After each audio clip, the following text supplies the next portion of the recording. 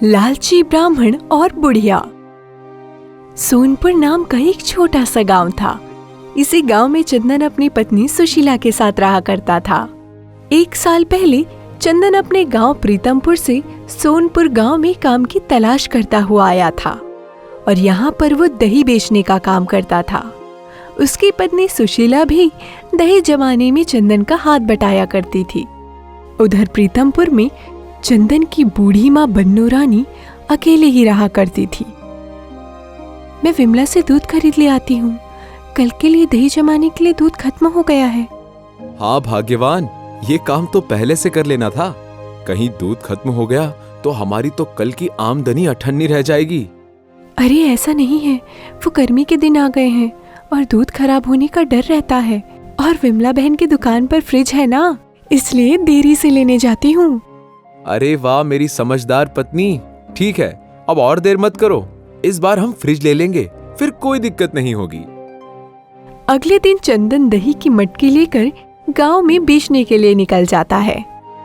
लेकिन अचानक कुछ देर बाद वो उदास होकर एक पेड़ के नीचे खड़ा हो जाता है। तभी वहां से उनकी पड़ोसन विमला जा रही होती है। हे भगवान, ये मुझसे क्या हो गया? अब क्या होगा? अरे चंदन, क्या हो गया?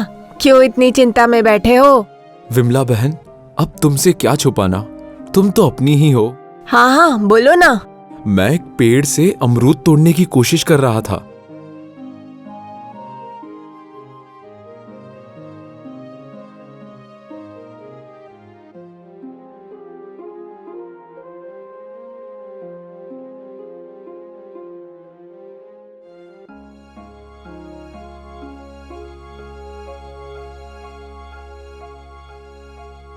बहुत कोशिश की, नहीं टूटा।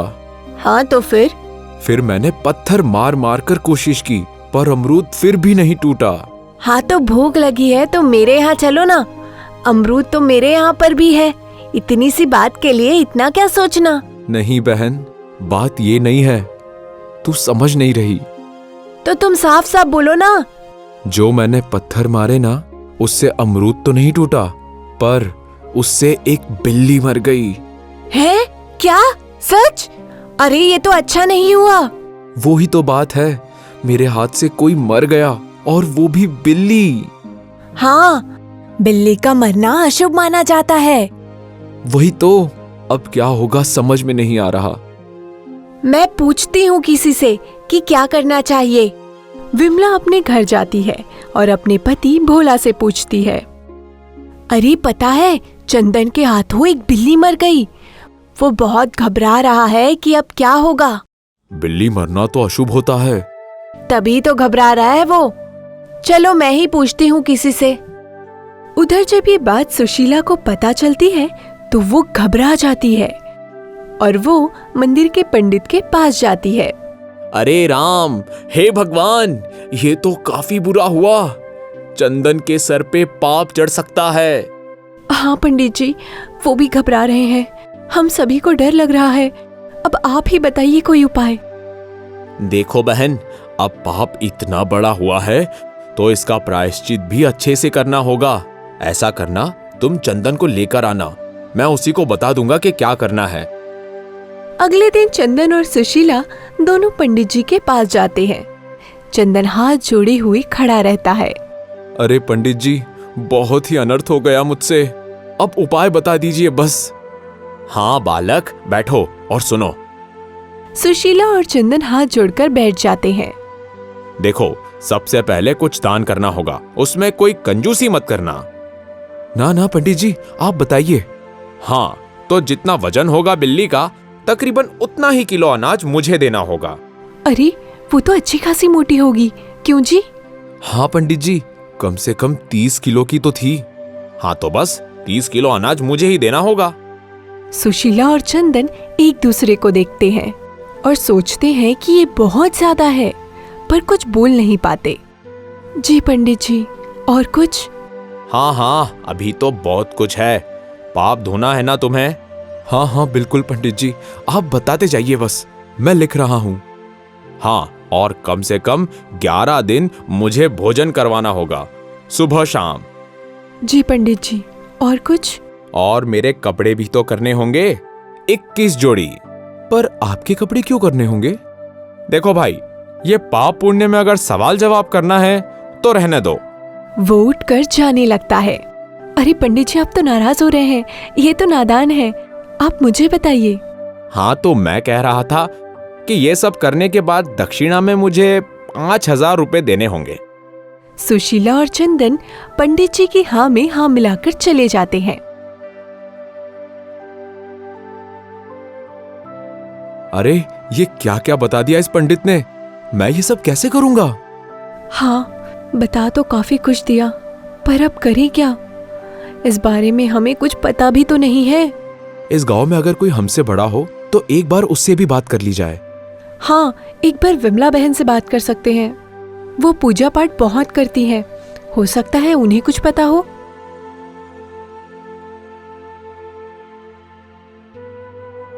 दोनों विमला के पास जाते हैं और सारी बात बताते हैं, लेकिन उसे इस बारे में ज्यादा कुछ नहीं पता था। दोनों उदास मन से घर वापस आ रहे होते हैं कि तभी चंदन देखता है कि उसकी बूढ़ी माँ बन्नो रानी टांगे से उसके घर तरफ आ रही है। अरे माँ, आप यहाँ ऐसे अचानक? अचानक मतलब? ये क्या मेरा घर नहीं है? अपने घर कोई बता के जाता है क्या? सभी घर जाते हैं और फिर चंदन और विमला सारी बात अपनी बूढ़ी माँ को बताते हैं। अरे ये किस किस्म का पंडित मिल गया तुम्हें? इतना कुछ थोड़ी करना होता है। तुम ही बताओ, अब मैं क्या करूं? मुझे तो कुछ समझ नहीं आ रहा है। इतना कुछ बता दिया उस पंडित ने। मुझे तो पंडित पर ही शक हो रहा है। कहाँ मिला तुम्हें? मैं मंदिर गई थी, वो चोंगा पहनकर बैठा था।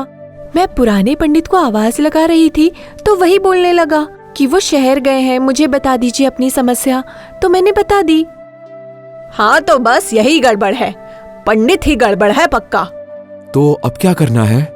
चलो एक बार वापस चलते हैं मंदिर, देख कर तो आते हैं उस पंडित को।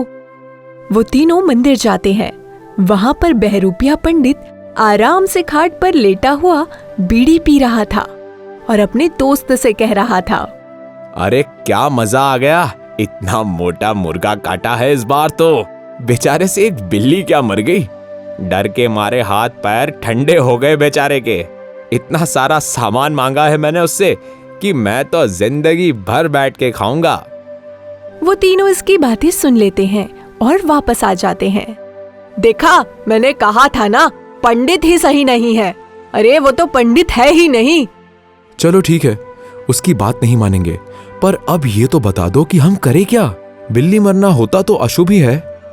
कौन से जमाने की बातें करते हो तुम भी चंदन? मरना जीना हमारे हाथ में नहीं है, ये भगवान की मर्जी से होता है। पर मरी तो वो मेरे पत्थर से ही है ना। तुम्हें याद है जब तुम्हारा पत्थर लगा था तो तुम कहाँ पर खड़े थे? हाँ हाँ बिल्कुल, उस पेड़ को तो मैं कभी नहीं भूल सकता।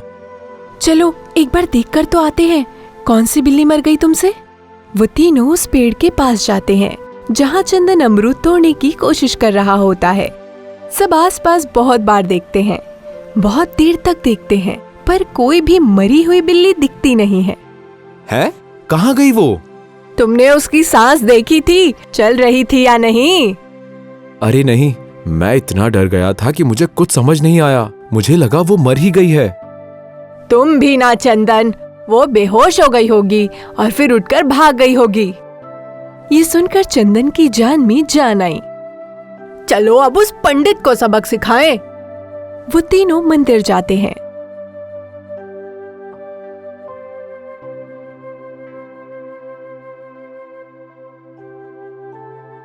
अरे जजमान, ले आए सारा सामान? हाँ हाँ बिल्कुल, सारा ले आए।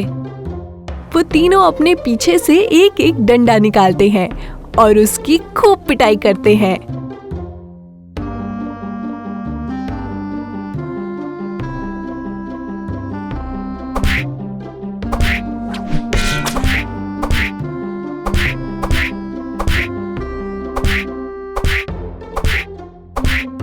मार खा खाकर वो पंडित अपना बोरिया बिस्तर लेकर वहां से भाग खड़ा होता है।